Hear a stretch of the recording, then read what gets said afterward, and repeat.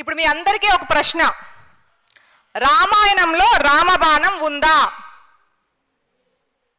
ఉందా? గట్టిగా ఉందా? ఎక్కడ చూశారు? ఎప్పుడు చూశారు? ఎవరు? హనుమంతుల వారు. Very good. సో రామాయణంలో రామబాణానికి అసలు ఆ రామబాణానికి ప్రమాణం ఏంటి అని ఆ వివరాలని మనకి తెలియజేయడానికి తవాస్మి అకాడమీ డైరెక్టర్ శ్రీమతి శారదా దీప్తి గారు వస్తున్నారు. వారి మాటల్లోనే రామబాణం గురించి తెలుసుకుందాం. Please ma'am.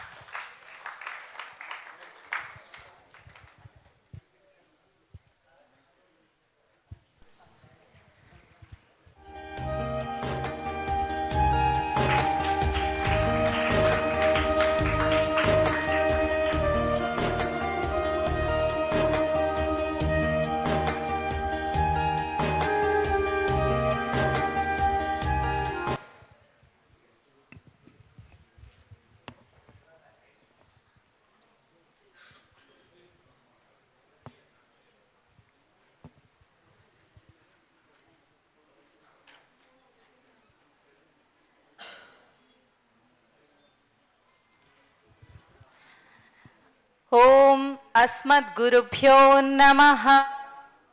జై శ్రీరామ్. ఇందాక మన వారధి విద్యార్థులు మాట్లాడుతూ వాల్మీకి అడిగిన ప్రశ్న 16 గుణాలున్న మంచి మనిషి అంటూ ఉంటారా అన్న ప్రశ్న నుంచి సమాధానంగా రామాయణం వచ్చింది, రాముడు వచ్చారు అని చెప్పారు. సో వాల్మీకి అడిగేటప్పుడు కోన్ బస్మిన్ సాంప్రతం లోకే అని అడిగాడంట.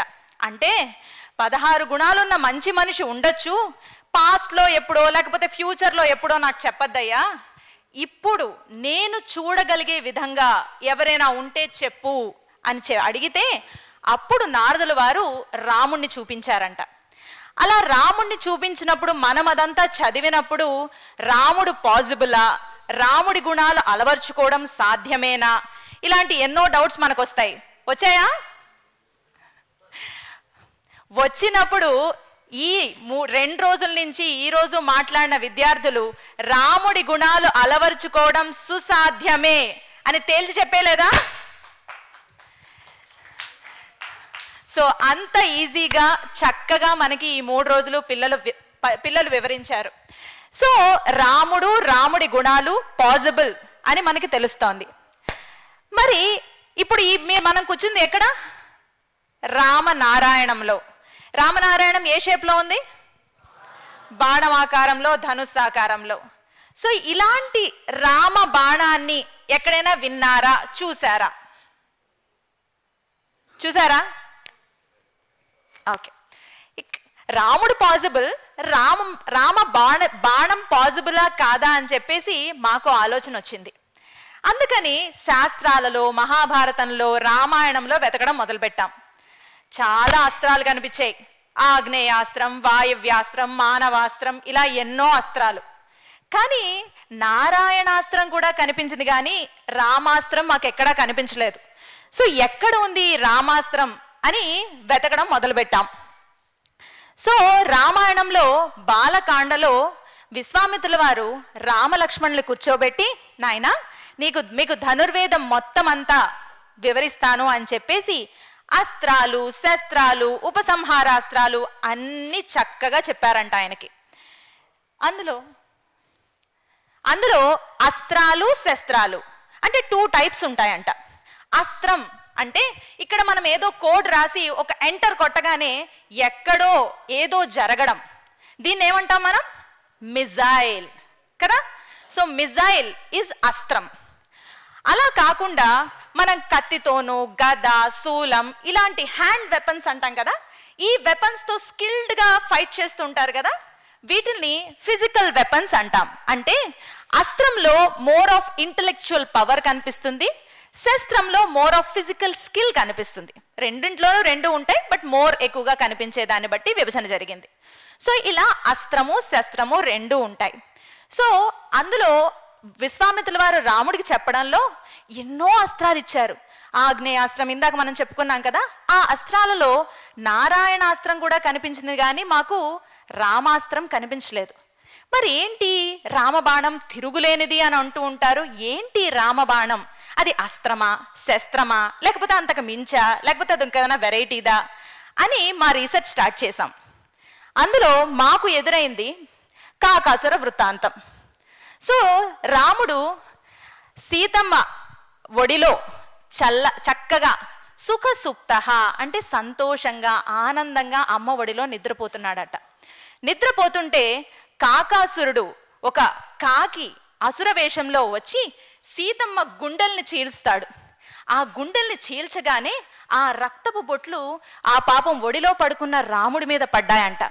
ఒక్కసారి ఆ రక్తపు బిందువులు రాముడి మీద పడగానే ఒక్కసారి ఉలిక్కి లేచాడంట రాముడు.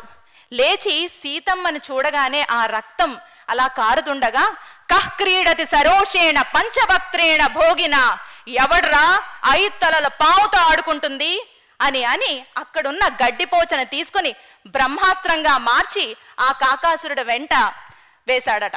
సో కాకాసురుడు మొత్తం విశ్వమంతా తిరిగాడు. వాళ్ళ నాన్నగారి దగ్గరికి వెళ్ళాడు. ఇంద్ర నాన్నగారు ప్లీజ్, మీరు సురనాయకులు కదా, అందరికీ దేవతలందరికీ హెడ్ కదా, రాముడు బ్రహ్మాస్త్రం వేశాడు, ప్లీజ్ నన్ను కాపాడరా అని అడిగాడట. నేనేం చేయలేను, నేను అసలు నా వల్ల కాదోయ్ అని అన్నారంట ఇంద్రుడు. పోనీ బ్రహ్మాస్త్రం అంటే అధిష్టాన దేవత బ్రహ్మగారు కదా, సో ఆయన అస్త్రం కదా, ఆయన అస్త్రాన్ని ఆయనైనా అట్లీస్ట్ ఉపసంహరించుకోగలరు కదా అని వెళ్ళి బ్రహ్మగారిని అడిగారంట. అడిగితే నాయన బ్రహ్మాస్త్రమే, నేనే అధిష్టాన దేవత, కానీ అది రాముడు వదిలిన బ్రహ్మాస్త్రం, దాన్ని నేను కూడా ఆపలేను, నేనేమీ చెయ్యలేను అని చెప్పారట. అయితే ఇంక ఏది చేసేది లేక ఆ కాకాసురుడు మళ్ళీ రాముడి పాదాలనే శరణు వేడితే అప్పుడు రాముడు క్షమించి ఒక్క కన్ను తీసేసి అతన్ని క్షమించి వదిలిపెట్టాడు. ఇక్కడ మనం చూస్తే రాముడు వదిలిన బ్రహ్మాస్త్రమే, కానీ బ్రహ్మాస్త్రానికి మించి అది ఒక గొప్ప శక్తి కలిగిన దానిగా ప్రవర్తించింది. అవునా కాదా? ఎస్. సో ఇది బ్రహ్మాస్త్రం కాదు, రాముడు వదిలిన బ్రహ్మాస్త్రం. అంటే మేబీ రామ బ్రహ్మాస్త్రం అని పేరు పెట్టచ్చేమో. ఇది ఒక అస్త్రం. అదేంటి ఇక్కడ మనకు డౌట్ రావచ్చు, బ్రహ్మగారే అధిష్టాన దేవత కదా, ఆయన కూడా ఏం చేయలేకపోయారే అంటే ఒక సింపుల్ ఎగ్జాంపుల్ తీసుకుందాం. జనరల్గా ఏదైనా కాన్సెప్ట్ ఉందనుకోండి, నేను a+b² అనే కాన్సెప్ట్ పిల్లలకి చెప్పడం ఒక విధంగా చెప్తాను. అదే ఒక మంచి మ్యాథ్స్ టీచర్ చాలా ఇంటరాక్టివ్గా చెప్పే వ్యక్తి అదే కాన్సెప్ట్ని చాలా అద్భుతంగా చెప్పినప్పుడు మన మనస్సులో అలా చొచ్చుకుపోతుంది. అవునా కాదా? సో సేమ్ a+b² కానీ చెప్పే విధానాన్ని బట్టి దాని ఎఫెక్ట్ ఉంటుంది. రైట్? సిమిలర్లీ బ్రహ్మాస్త్రమే, కానీ అది నార్మల్గా ఎవరైనా ప్రయోగిస్తే అది ఒక ఎఫెక్ట్, కానీ రాముడు ప్రయోగిస్తే దాని ఎఫెక్ట్ వేరే అన్నట్టుగా కనిపించింది. మరి ఇది అస్త్రం వరకునేనా, ఇంకేమన్నా ఉందా అని అంటే ఇంకొక చోట మనకి రామ బాణం గురించి తెలుస్తుంది. ఏంటి అని అంటే సుగ్రీవుడు వాలి గురించి భయపడి వాలి గురించి రాముడికి చెప్తూ, ఏ రామ, వాలి గురించి తెలుసా నీకు? వాలి ఒక్క వేటు వేశాడంటే ఒక పెద్ద సాల వృక్షం అంటే చాలా మద్ది చెట్టు లాంటిదన్నమాట, చాలా ట్రంక్ చాలా పెద్దగా ఉండేది. సో వాలి ఒక్కటి ఇలా గుద్దాడంటే వెంటనే ఆ సాల వృక్షం పడిపోతుంది. ఇంతటి బలం కలిగిన వాడు వాలి. మరి నీ సామర్థ్యం ఏంటో చెప్పగలవా? నువ్వు వాలికి ఈక్వల్లో కాదో, నువ్వు సంహరించగలవో లేదో నాకు ఒక ఐడియా వస్తుంది అని సుగ్రీవుడు ఎవరిని అడిగాడు? రాముడిని అడిగాడు. ఓకే, నా పరాక్రమం మీద నీకు డౌట్ ఉంది కదా, తీరుస్తాను అని చెప్పి రాముడు ఒక్క బాణాన్ని సంధించాడంట. ఆ బాణం 7 సాల వృక్షాలు, ఒకటి కాదు 7 సాల వృక్షాలు, అవి కూడా వంకర టింకరగా ఉన్నాయంట. బాణం ఎప్పుడైనా స్ట్రైట్గా వెళ్తుందా, వంకర టింకరగా వెళ్తుందా? స్ట్రైట్గానే వెళ్తుంది కదా.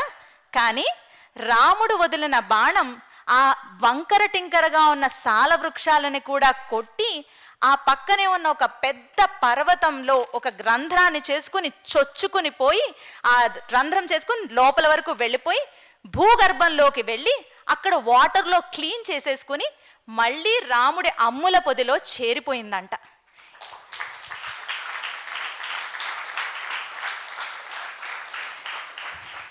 ఇది రాముడు ప్రయోగించిన ఒక ఫిజికల్ వెపన్, కేవలం ఒక రామ బాణానికి ఉన్న గొప్పతనం. శస్త్రమైన బాణం ఇంత అద్భుతంగా ప్రవర్తించింది. సో ఇంకా అయితే రాముడు ప్రయోగించేది అస్త్రమా శస్త్రమా ఏంటి అని ఆలోచిస్తూ ఉంటుంటే, రాముడు మారీచుణ్ణి సంహరించడానికి మానవాస్త్రం ప్రయోగించాడు, సుబాహుని చంపడానికి ఆగ్నేయాస్త్రం, కరుడికి ఆగ్నేయాస్త్రం, అలాగే రావణాసుడికి చాలా అస్త్రాలు, ఫైనల్గా బ్రహ్మాస్త్రం. సో ఇలా కొన్ని అస్త్రాలు ప్రయోగించాడు. కానీ లోకకంటకుడైన రావణాసుని కూడా గడగడలాడించే వ్యక్తి ఒకరున్నారు. ఎవరు? వాలి. మరి వాలిని సంహరించడానికి రాముడు ఎన్ని అస్త్రాలు వేశాడు? ఒకే ఒక్క బాణంతో సంహరించాడు. అంటే అస్త్రానికి మించిన ఎబిలిటీ ఒక్క రామ బాణంలో మనకు కనిపిస్తుంది.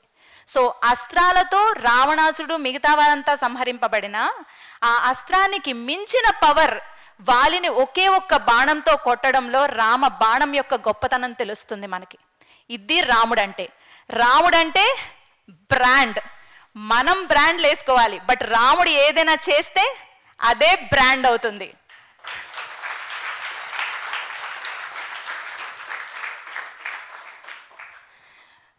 సో ఒక గడ్డిపోచని బ్రహ్మాస్త్రానికి మించి మార్చగలిగాడు. బ్రహ్మాస్త్రానికి మించి ఉన్న తెలివితేటలున్న శక్తి ఉన్న దాన్ని ఒక గడ్డిపోచ కన్నా నిర్వీర్యం చేయగలిగాడు. అండ్ ఒక తెలివిలేని ఒక బాణాన్ని తెలివిగల దానిలాగా ఎంతో అద్భుతంగా ప్రవర్తించేలా చేశాడు. అండ్ ఒక అస్త్రానికి మించిన ఎబిలిటీని ఒక బాణానికి ఇవ్వగలిగాడు. ఇది రామ బాణం యొక్క గొప్పతనం. దీన్ని మనకి హనుమంతుల వారు సుందరకాండలో కూడా అద్భుతంగా వివరిస్తారు. రావణాసుడికి చెప్పాల్సినవన్నీ చెప్తునుంటే వినడు రావణాసురుడు. ఎంత చెప్పినా సీతమ్మ గొప్పతనం, రాముడి గొప్పతనం, లక్ష్మణుడి గొప్పతనం, సుగ్రీవుడి గొప్పతనం ఎన్ని చెప్పినా వినడు. వినకపోతే అప్పుడు ఆయన చెప్తారు, రావణాసుర వినవయ్యా నా మాట, సత్యం, నేను చెప్పేది సత్యం, శృణుష్వ, విను. ఎవరు? ఓయ్ రాక్షసేంద్ర, రాక్షసరాజా వినవయ్యా. ఏం వినమంటావు? నేను చెప్పేది విను, ఇది సత్యము. ఏంటి సత్యము అంటే, సర్వాన్ లోకాన్ సుసంహృత్య సభూతాన్ సచరాచరాన్ పునరేవ తదాశ్రష్టం శక్తో రామో మహాయశాహ. రాముడంటే ఏమనుకుంటున్నావు? ఆయన చెయ్యగలిగింది నీ ఊహకు మించింది. ఎందుకో చెప్పనా?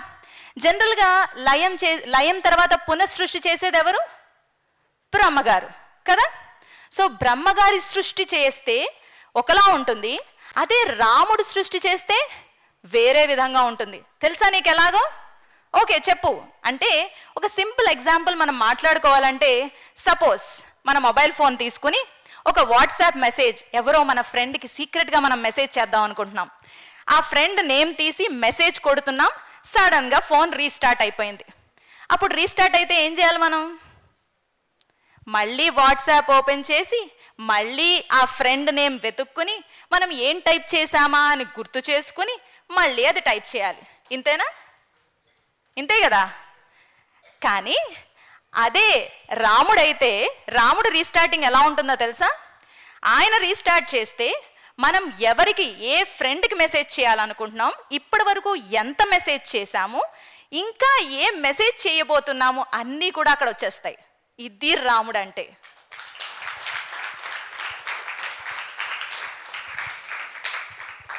సో బ్రహ్మగారు సృష్టి చేస్తే మళ్ళీ మొదలు పెట్టాలి. కానీ నువ్వు నేను ఇలా మాట్లాడుకుంటున్నట్టుగా, ఆ పక్కన వాడు చూస్తున్నట్టుగా, ఇతను ఏదో మాట్లాడుతున్నట్టుగా, ఇప్పుడు ఎలాంటి సిచ్యువేషన్ ఉందో చూసావా?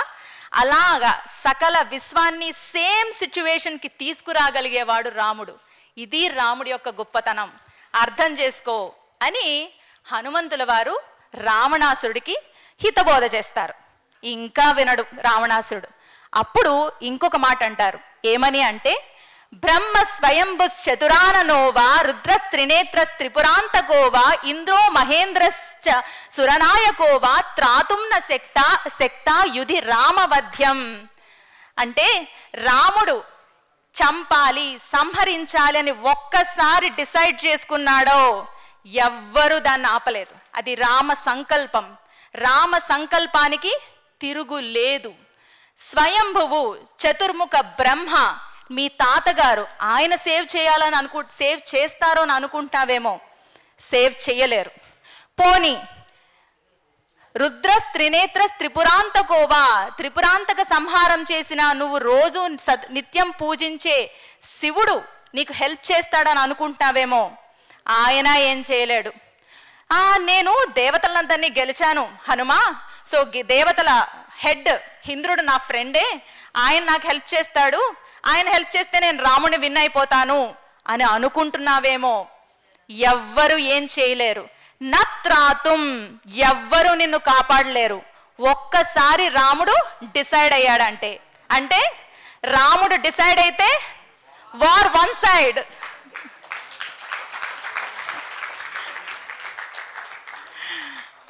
ఇది చెప్పాడు. అంటే జనరల్ గా మనకి ఒక గర్వం ఉంటుంది. అంటే నా ఫ్యామిలీ ఇంత గొప్పదనో, నా వెనకాల ధనము, పదవి, బలగం ఇంకా ఎన్నో చాలా ఉన్నాయనో, లేకపోతే నా ఫ్రెండ్స్ వాళ్ళకి చాలా ఎబిలిటీస్ ఉన్నాయనో, నన్ను ఎవరు ఏం చేయలేరు అని జనరల్గా నీకు ఆ గర్వం ఉంది.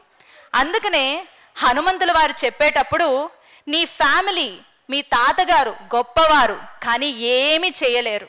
పోనీ నువ్వు పూజించే దైవం, నీకున్న బలం బలగం అనుకుంటున్నావా, వాళ్ళు ఏం చేయలేరు.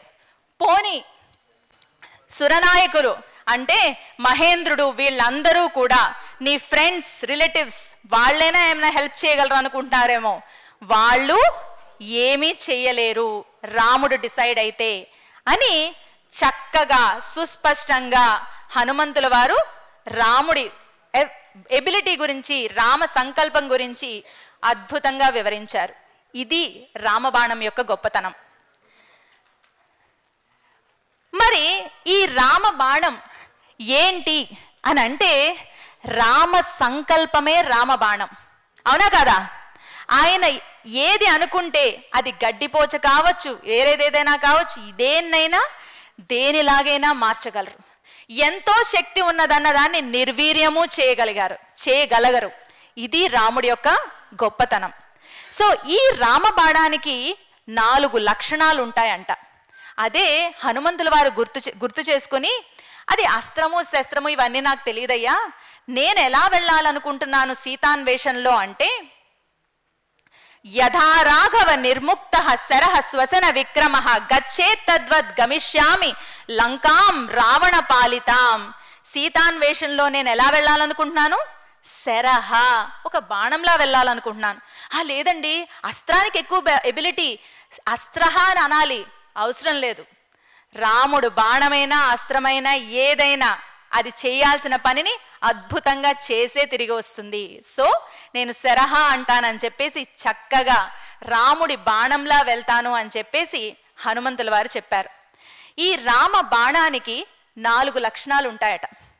ఉత్సాహం, తెలివితేటలు, బలం, సేవాభావం. అంటే ఇంటెలిజెన్స్, మైట్, ఫస్ట్ది ఎంతూజియాజం, లాస్ట్ది servitude. Enthusiasm, intelligence, might, servitude ఉంటాయా? ఒక్కసారి చూసే ప్రయత్నం చేద్దాం. మనం ఇందాక మాట్లాడుకుంటున్నప్పుడు సుగ్రీవుడు పెట్టిన టెస్ట్లో రామబాణం ఆయన అమ్ముల పొదిలోంచి రెడీగా ఉందంట. అంటే ఉత్సాహాన్ని చూపించింది. అది బయటకు వచ్చి రాముడు వదిలిన తర్వాత అది 7 సాల వృక్షాలు వంకర టింకరగా ఉన్న తెలివితేటల్ని, సమయస్ఫూర్తిని ప్రదర్శించి అన్నింటినీ కొట్టి ఆ పక్కనే ఉన్న పర్వతంలోకి రంధ్రం చేసుకుంటూ లోపల వరకు వెళ్ళిపోయిందంటే ఎంతో బలం కలిగి ఉండాలి.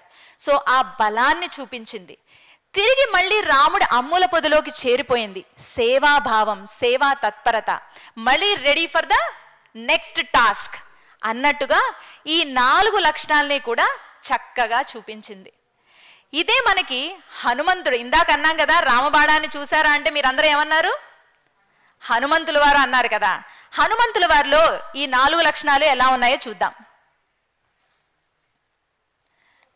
ఉత్సాహం, యథా రాఘవ నిర్ముక్త అని చెప్పి ఎంతో ఉత్సాహంతో బయలుదేరారు. వెళ్ళి అక్కడ చాలా తెలివితేటలతో శత్రు దుర్భేద్యమైన లంక, దేవతలు కూడా చుట్టుపక్కలకి వెళ్ళాలంటేనే భయపడతారంట. అలాంటి చోట చాలా సమయస్ఫూర్తితో ఎక్కడ నెగ్గాలో ఎక్కడ తగ్గాలో జాగ్రత్తగా చూసి సీతమ్మని చక్కగా కనుక్కున్నారు. ఇది తెలివితేటలు ఆర్ సమయస్ఫూర్తి చూపించారు.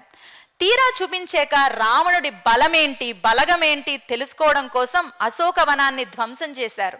ధ్వంసం చేసి 80,000 మంది రాక్షసులతో పోరాడి ఎన్ని శూలాలు ఆయన గుండెల్లో గుచ్చుకున్నా, ఎంత రక్తం కారుతున్నా, తన తోకకి నిప్పంటించినా బలంగా ఓర్చుకుని ధైర్యంగా నిలదొక్కుని సేఫ్గా తిరిగి వచ్చారు.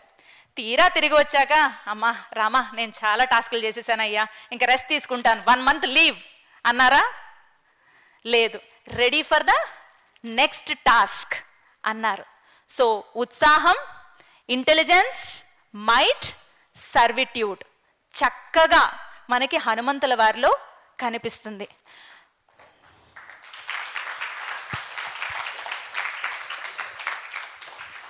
మరి ఈ రామబాణం హనుమంతుల వారు అని అన్నాం కదా, ఎలా అయితే వాల్మీకి సాంప్రతంలోకే హనుమంతుల వారా అండి, ఎప్పుడో రామాయణంలో ఉన్నట్టున్నారండి, కానీ మేము ఇప్పుడు చూడగలిగే రామబాణాన్ని మాకు చూపిస్తారా అని అడిగితే మీరేం చేస్తారు?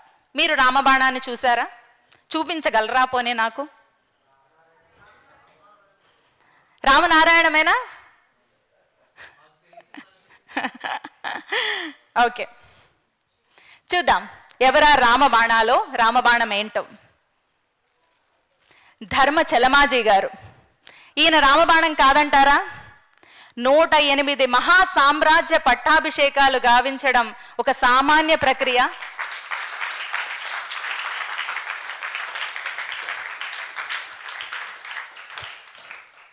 108వ మహాసామ్రాజ్య పట్టాభిషేకంలో ఆయన అన్న వితరణ గావిస్తూ ఉంటుంటే అప్పుడు రామలక్ష్మణుల మారువేషంలో 2 యువకులుగా వచ్చి విజయనగరంలో ధర్మచలమాజీ గారి ఇల్లెక్కడా, ధర్మచలమాజీ గారి ఇల్లెక్కడా అని చెప్పేసి ఆయన ఇంటి కోసం వెతుక్కుంటూ వచ్చారట. ఆ వచ్చిన యువకులు రామలక్ష్మణులే అని చెప్పేసి విజయనగర వాసులంతా నమ్ముతారు. అలా రామలక్ష్మణులే రామబాణాన్ని చూడ్డానికి వచ్చారు.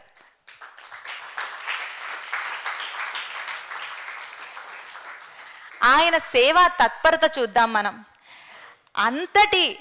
అన్ని మహాసామ్రాజ్య పట్టాభిషేకాలు ఎన్నో సేవా కార్యక్రమాలు చేస్తుండగా మహారాజా వారు పిలిపించి, నాయనా మీరు ఎన్నో మంచి పనులు చేస్తున్నారు, మీకేం కావాలి? ధనమా, ధాన్యమా, రియల్ ఎస్టేటా, ఐఫోనా, ఇంకేం కావాలి? ఏది కావాలంటే అది అడగండి అని అంటే, నాకు అవేమీ వద్దండి, నా రాముణ్ణి ఊరేగించుకోవడానికి ఒక ఏనుగు కావాలి అని చెప్పేసి ఆ ఏనుగుతో తన రాముణ్ణి అంబారీపై ఊరేగిస్తుంటే మురిసిపోయిన మహానుభావులు ఆయన.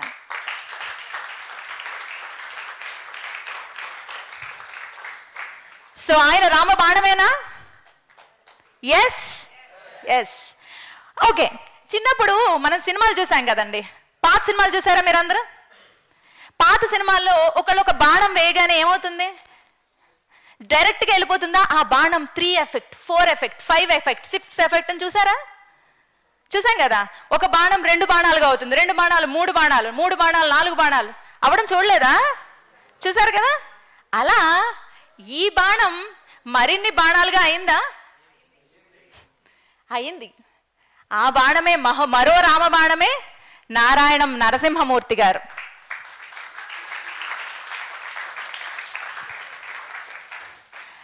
ఆయన ఈ రామనారాయణం సృష్టికర్త. ఈయన ఈ బృహత్ సంకల్పం చేసింది ఏ ఏజ్లోనో తెలుసా? 57 ఇయర్స్, 57వ సంవత్సరంలో. జనరల్గా ఒక 30-40 ఏళ్ళు ఒక జాబ్ వచ్చి సెటిల్మెంట్ అయిపోతేనే అబ్బా ఇంకేం చేస్తానులేండి, అన్నీ పక్కన పెట్టేసి మన పిల్లలు మనము అన్నీ బాగుంటే చాలు అనుకుంటాం మనం. కానీ 57 ఇయర్స్లో బాడీ ఎంత సహకరించినా సహకరించకపోయినా ఎంతో బృహత్ సంకల్పం చేసుకుని 20 ఏళ్ల సుదీర్ఘ తపస్సు చేసి ఈ రామనారాయణాన్ని సృష్టించారు ఆయన. 1987లో స్టార్ట్ చేసిన ఆయన 2007లో పరమపదించారు. 20 ఏళ్ల సుదీర్ఘ తపస్సు. ఆ తపస్సులో ఎన్నో కష్టాలు అనుభవించారు. మనం విన్నాం కదా, భగీరథుడి ప్రయత్నం, విశ్వామిత్రుల వారి ప్రయత్నంలో ఎన్నో సెట్ బ్యాక్స్ అని.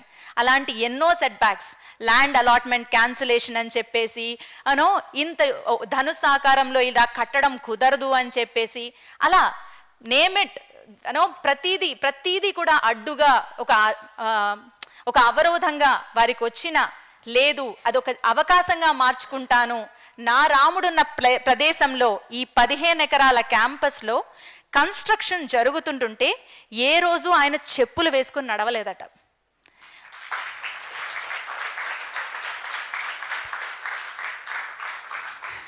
మనం విజయనగరంలో వచ్చినప్పుడు మామూలు మధ్యాహ్నం మండు టెండలో చెప్పులు లేకుండా ఇక్కడి నుంచి అక్కడికి వెళ్ళాలంటేనే పరిగెడతాము. అలాంటిది 60-65 ఏళ్ల వయస్సులో కన్స్ట్రక్షన్ జరుగుతుంటే ఎన్ని గుచ్చుకుంటాయి. అలాంటి సమయంలో 15 ఎకరాల క్యాంపస్ కన్స్ట్రక్షన్ జరుగుతున్నప్పుడు చెప్పులు లేకుండా కాలినడకన ఈ బృహత్ సంకల్పాన్ని చేసి రామనారాయణని సృష్టించడం, ఇది రామ బాణానికే సాధ్యం కదా.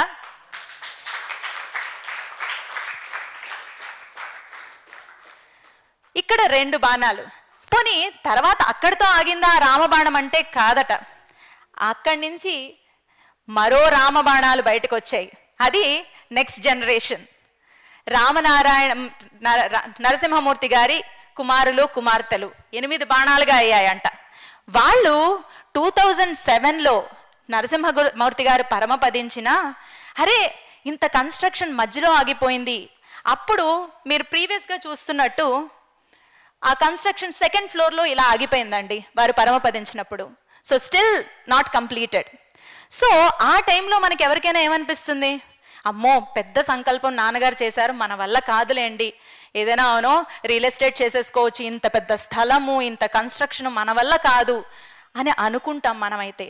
కానీ వారు ఏమనుకున్నారు అంటే ఈ స్టేజ్ నుంచి ఈ స్టేజ్కి 7 ఏళ్ల సుదీర్ఘ తపస్సు చేశారు.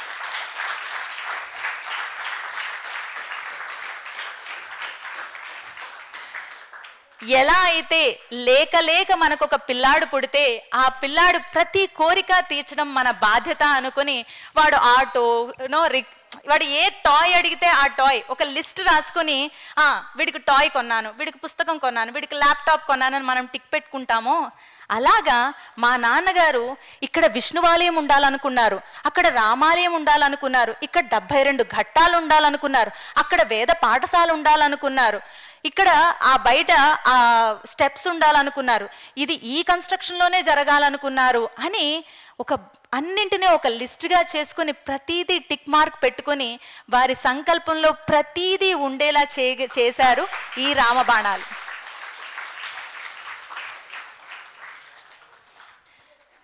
ఎన్ని నిత్య అన్నదానాలు, పూజలు, యజ్ఞాలు, గోసేవ, సమాజ సేవా కార్యక్రమాలు, రామాయణ శంఖారావం, వారధి, ఎన్ని చెప్తుంటే వర్ణనాతీతమే అన్ని కార్యక్రమాలు చేస్తున్నారు. పోని ధర్మచలమాజీ గారు, తర్వాత నారాయణం నరసింహమూర్తి గారు, తర్వాత నెక్స్ట్ జనరేషన్తో ఆపేయచ్చు కదా. లేదు, మీరు చూస్తున్నారే మన నిత్యానారాయణం గారు ఆ 4-5 నెలల నుంచి రామాయణం మన నరాల్లో జీర్ణించుకోవాలని మీకు స్పీచ్లు ఇస్తూనే ఉన్నారు, అవునా కాదా?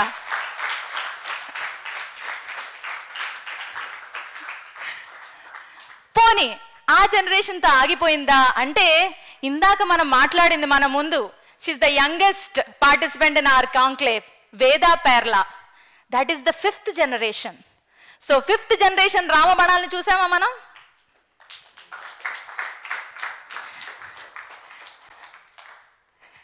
సో ఇలా ఎన్ని రామబాణాలు. పోనీ వారితో ఆగిపోయారా?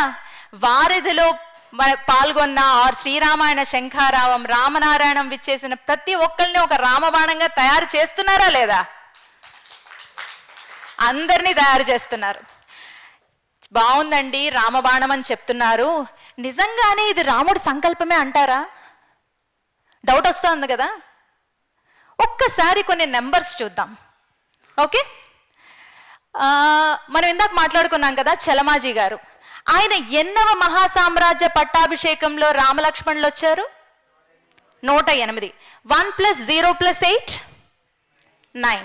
పక్కన పెడదాం. ఈ ప్రాజెక్ట్ ఎప్పుడు కిక్ ఆఫ్ అయింది? సంకల్పం ఎప్పుడు చేశారు నారాయణం నరసింహమూర్తి గారు? 1987. రియలైజ్ ఎప్పుడు ఇది పూర్తయ్యి ఇనాగరేట్ అయింది? 2014. గ్యాప్ ఎంత? 27 years. 2 + 7 9. ఓకే. 2005లో కన్స్ట్రక్షన్ స్టార్ట్ అయింది, 2014లో ఎండ్ అయింది. ఎన్ని ఇయర్స్ పట్టింది? అగైన్ 9. ఇప్పుడు వారధి మరో బాణాలను తయారు చేసే ఈ బృహత్ సంకల్పం వారధి 2025. ఈ ఇయర్ ఏంటి? 9. అదేంటి అన్ని 9 అవుతాయా? రాముడు ఎప్పుడు పుట్టాడు? నవమి నాడు పుట్టాడు. మరి ఆ 9 ఈ 9కి మ్యాచ్ అవ్వట్లేదు అంటారా?